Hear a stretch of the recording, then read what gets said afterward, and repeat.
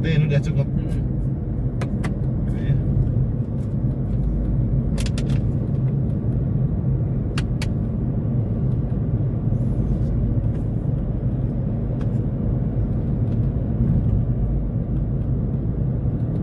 Ya cukup Mas Gatot Patowanto. Welcome to my channel. Perkenalkan Mas, namanya siapa Mas? Oh, hai, malam semua. Kalau di Indo pagi ya. Pagi Indo. Perkenalkan, nama saya Gatot Susilo, asal dari Kalimantan, di Balikpapan lebih tepatnya, ibu kota baru ya, IKN. Jadi posisi saya sekarang ini di Marina Mall. Marina Beach. Beach ya, bukan beach. Marina ya. Marina Beach, bukan beach. Nah, jadi sekarang tepat jam 2 pagi Di Kuwait. dan sekitar juga masih ramai sekali. Di sini 24 jam nonstop ya. Kita lebih tepatnya di Kuwait City. Nah, jadi kita mau ngobrol sedikit gimana sih caranya buat kerja sampai di Kuwait ya. Jadi latar belakang yang pertama, Kuwait itu salah satu negara dari GCC country, yang artinya dari Federasi Negara-Negara GCC atau yang biasa disebut Gulf Countries Council. Jadi yang pertama yang perlu kalian siapkan itu sebelum berangkat ke Kuwait sudah pasti pengalaman, Experience. sudah pasti. Yang kedua tekad. Yang ketiga jangan lupa biaya. Nah, karena biarpun kalian kerja secara mandiri, istilahnya kayak kami PMI mandiri tanpa agent ya, kita harus mengeluarkan budget untuk pengurusan dokumen-dokumennya. Salah satunya SKCK, visa, untuk medikalnya. Dan untuk medikal sendiri di sini agak lumayan sulit dari negara lain. Alasannya kenapa? Untuk di negara-negara GCC, salah satunya Oman, Kuwait, dia perlu yang namanya medical gamka untuk men-tracking penyakit-penyakit kalian. Nah, salah satunya itu adalah paru-paru. Entah itu ada sedikit bercak yang biasa menimbulkan penyakit. Berikutnya itu adalah paru-paru, ginjal, lambung, dan kesehatan kalian yang akan diperiksa. Nah, bisa dibilang untuk medical gamka ini sendiri, dia tingkat kontribusi keberhasilan kalian bisa sampai ke negara GCC itu sekitar 40%. Nah, kenapa? Andai kata di medical ini kalian gagal, mungkin kalian memiliki penyakit-penyakit berat, contohnya hepatitis, sinusitis, bahkan HIV ya, itu kalian sudah pasti gagal. Nah, dan itu akan tertulis di tracking di paspor kalian, dan kalian dilarang pergi ke negara-negara GCC lainnya. Nah, itu yang paling parah. Andai kata kalian hasil medikalnya fit, kalian bisa melanjutkan, tapi kalau unfit kalian tidak akan bisa melanjutkan. Kenapa? Karena sudah pasti nama kalian di blacklist dari negara-negara tersebut. Yang kedua, itu biasa ada yang namanya police clearance, itu sama SKCK. Nah, untuk SKCK sendiri itu mungkin tingkat kontribusinya cuma 5% sih. Kan kita sudah tahu lah yang namanya orang kerja di luar negeri, sudah pasti SKCK-nya harus bagus ya. Itu perlu yang namanya translate-nya itu ke bahasa Inggris Arab, dan Arab. Dan itu biayanya juga lumayan sih. Kalau untuk pengurusan dokumen SKCK ini, untuk biaya translate-nya mungkin sekitar 1,2, bahkan ada yang bisa 1,5. Nah, yang ketiga ini kalian sisa menunggu stamp visa dari KBRI-nya. Nah, sebelum stamp visa itu kalian harus menunggu visa dikirim via airmail sampai ke kedutaan. Nah, itu mungkin perlu waktu 1-2 bulan lah.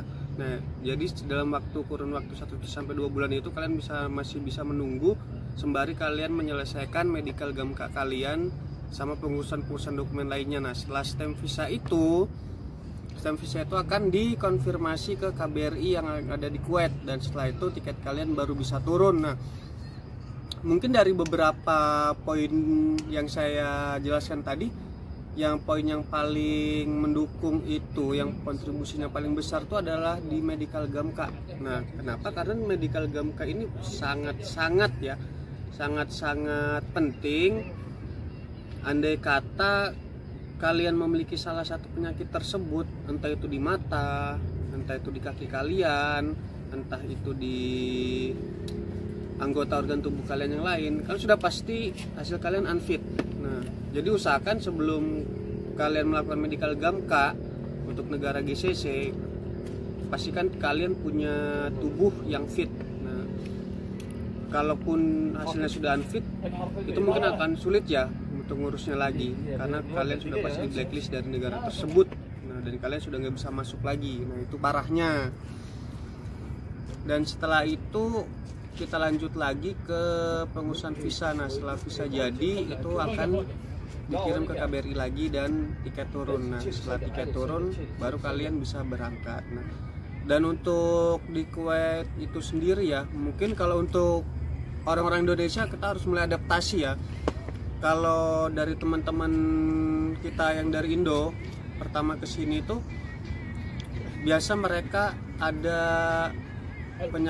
bukan penyakit sih, yang harus memulai adaptasi gitu loh, karena di sini kan panas. Biasa untuk suhunya itu 42 derajat. Nah, dan tinggi sekali. Memang di sini memang nggak membuat hitam ya, cuma memang panas, beda sama di Indo. Nah, kenapa bedanya di Indo sama di sini? Karena kalau di Indo itu kan yang membuat hitam kalian itu adalah kotoran debu. Nah, kalau di sini negara ini bersih, cuma memang tempatnya panas dan minimal lah, namanya debu-debu itu minimal. Bahkan ada yang teman-teman kita yang dari Indo pertama datang ke sini ada yang mimisan, ada yang sulit buat pernapasan. Bahkan saya sendiri tuh sampai kelupas nih, kulit kering. Kulit tuh kering banget. Jadi usahakan kalau kalian mau berangkat ke negara-negara GCC, apalagi ke Dubai, usahakan kalian memiliki yang fit, yang mumpuni lah, yang kuat. Apalagi kalian di sini kan nggak terlalu banyak ya. Dan kalau kita bilang penduduk di sini, berdasarkan riset yang sudah saya baca, rata-rata penduduk di sini, penduduk asli Kuwait itu cuma 30%, 70%-nya itu ekspatriat. Ekspatriat itu seperti pendatang atau orang-orang dari luar negara tersebut yang bekerja di Kuwait itu sendiri. Nah, itu disebut ekspatriat. Di sini kalian bisa nemuin Filipina, India, Nepal, Bangladesh, dari Bhutan, dari Egypt, Mesir, bahkan ada yang dari Argentina. Itu banyak sekali. Memang kalau bisa dibilang kalau gajinya rata-rata ya untuk di hospitality itu sendiri itu di kisaran 120 sampai 200. Nah, kurs untuk sekarang Kuwait masih menduduki peringkat pertama ya, mata uang yang terbesar di dunia. Untuk 1 KD-nya itu 48.300 rupiah. Wah, itu tinggi banget ya. Lagi turun. Kalau lagi tinggi banget 50 ya, nah itu kalau lagi turun pun masih di angka 48.000. Kalau sudah tinggi itu nembus tuh sampai 50.000 tuh. Dan di sini jangan lupa kalau kalian ke sini usahakan ya, kalian yang suka dressing, yang istilahnya kalian biasa pakai hand body, pakai lotion, ya untuk make up lah, ya usahakan bawa sendiri dari rumah, karena di sini tuh mahal. Mahalnya itu kenapa? Karena memang bisa dibilang orang Kuwait itu pintar dalam hal make up, pintar banget dalam hal make up, dan sudah pasti untuk item-item atau barang-barang yang ada di sini itu sudah pasti mahal. Bahkan kalian cuma nyari Rexona ya, yang biasa dijual di Indonesia itu yang harganya mungkin 18.000, di sini bisa 60.000, 70.000. Betul sekali. Jadi usahakan kalian kalau dari Indonesia ke sini ya bawalah yang biasa kalian pakai di sana, karena di situ mahal. Orang Kuwait itu pintar dalam hal make up ya. Bahkan bisa dibilang kalau kita dari hospitality sendiri, untuk parameter fashion itu kan ada di Perancis ya. Orang-orang Perancis itu sudah pastilah cantik-cantik. Nah, ternyata orang Kuwait lebih pintar dalam hal make up. Nah, jadi itu alasannya kalaupun kalian yang biasa nyari kayak perawatan tubuh ya usahakan bawa dari Indo, karena kalau di sini itu harganya lumayan, bukan lumayan sih, itu tinggi banget. Kalau makan makanan sendiri di sini sih itu masih berbau hal yang ada hubungan sama India ya, kan di sini juga dominan banget Indianya, banyak banget. Orang Indonesia tuh paling di sini cuma 6.000, kalau orang Filipina di sini sampai 125.000, bahkan India tuh masih di atasnya. Jadi sudah pasti orang Indonesia di sini tuh masih minim.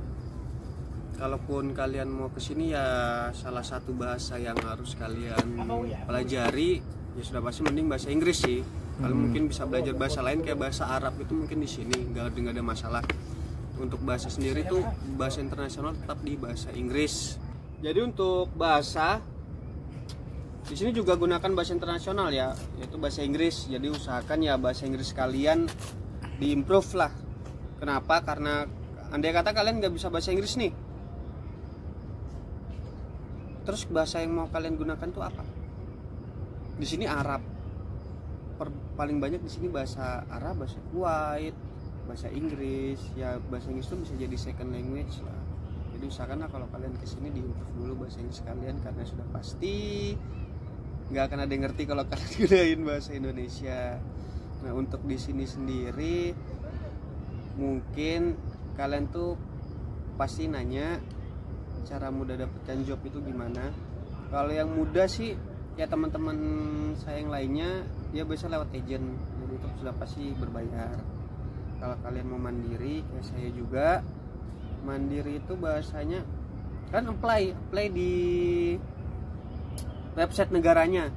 Kayak contoh untuk Asia kita punya yang namanya Job Street tuh, Job Street khusus Asia. Oke, tentang job vakan ya, kalian bisa nyari di website dari negara-negara tersebut. Contoh kayak Asia kita punya Job Street. Terus selain Job Street itu satunya itu apa namanya? Lupa saya. Nah, kayak itu contohnya untuk di Asia sendiri. Nah mungkin kalian juga bisa nyoba kayak di website itu yang paling mudah sekarang ya, itu di LinkedIn. Nah kenapa? Karena di LinkedIn itu kalian bisa ngisi biodata, kalian bisa ngisi pengalaman kalian bisa ngisi latar belakang pekerjaan kalian. Nah itu, dan kalau di LinkedIn itu sendiri kalian tuh bisa ngeliat berapa orang yang apply ke perusahaan tersebut.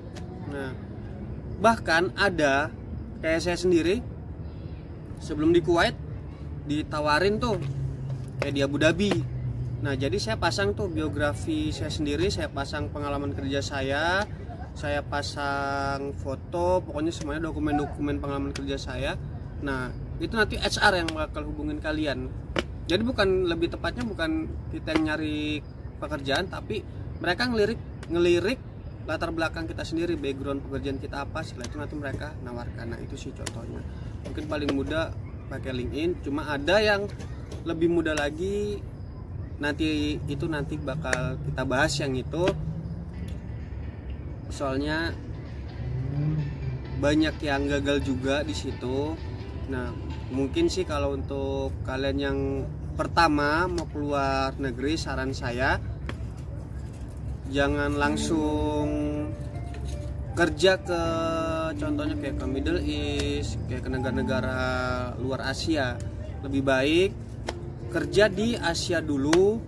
Setelah kalian punya pengalaman kerja di Asia, nah kalian bisa melanjutkan keluar. Contoh kayak saya dari Malaysia, kita juga pernah kerja ke Singapura. Nah itu lebih mudah. Jadi kalau kalian yang belum punya pengalaman kerja ataupun apa, ya saran saya sih mending cari pengalaman kerja dulu di negara-negara lain, bukan di dalam negeri. Kalaupun kalian sudah berpuluh-puluh tahun di dalam negeri tapi kalian nggak punya pengalaman keluar, HRD juga pasti bakal nanya kalian, nah keunggulan kalian tuh apa. Nah itu susahnya. Lagi tentang pengalaman kerja. Oke, jadi buat kalian yang mau kerja keluar ya usahakan kalian punya pengalaman kerja yang mumpuni lah. Jadi jangan, kita tahu ya rata-rata modal tekad, asalkan benar-benar tekad, jangan modal nekat. Kalau modal nekat mungkin ya 50-50 ya hasilnya ya, bisa jadi ataupun ya bisa jadi. Jadi sekali lagi sebelum kalian kerja keluar, usahakan ya kalian punya skill yang mumpuni lah. Kalian punya bahasa Inggris. Bahasa Inggris nggak terlalu muluk-muluk sih, yang penting kalian tahu basicnya aja. Dan kalau untuk pengalaman kerja ya itu sudah pasti. Dan untuk kerja ke luar negeri pun saya pastikan kalau untuk di bidang-bidang tertentu ada memang yang memerlukan ijazah, istilahnya memerlukan pendidikan, tapi ada juga yang lebih mementingkan skill. Itu banyak, jadi kalian mungkin bisa ya sambil searching lah, kalian cari yang lebih cocok buat kalian yang benar. Ya, jadi sekarang sudah hampir jam 3. Mungkin di lain waktu nanti kita sharing lagi buat di Kuwait ya. Pemberangkatan lagi juga. Pemberangkatan lagi, nanti kita kasih tahu keadaan di sini gimana. Intinya di sini itu 24 jam nonstop. Ya, jadi terbalik, pagi jadi siang, siang jadi malam di sini. Oke, dari saya itu dulu. Nanti biar kita bahas di next video. Oke. Oke, thank you so much.